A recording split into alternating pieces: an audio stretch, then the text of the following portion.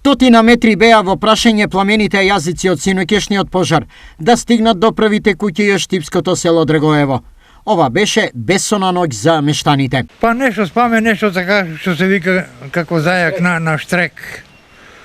Оти лошо, ако префрлеше тука на овај ридо, таман ќе доеш у селото. Ама за среќа? За среќа. Па беше страшно. Се гледаме преку джамче, имаме маленко шамче.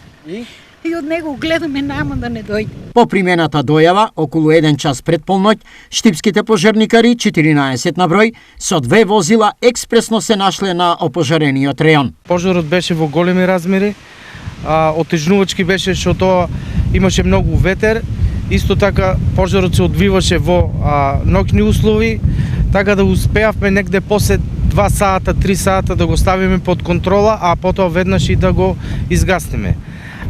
Негде местото е опожарено негде околу 500 хектари, а денес остануваме овде во контрола за да не настане некој друг пожар, бидејќи гледаме дека ветерот пак прави проблем. Местното население со аграрната механизација помогнало огнениот фронт да не се доближи до селото. Да, имавме помош од местното население со трактори од ОРА, помош од Центарот за управување со кризи, така да сите заедно успеавме да го локализираме и изгасниме пожарот.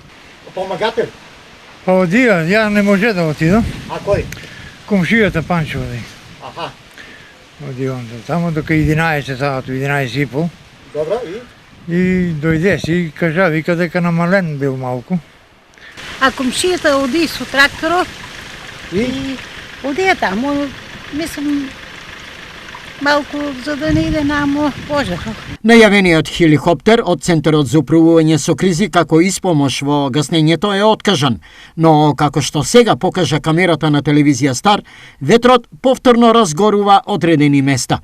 Пожарникарите најавија построга контрола.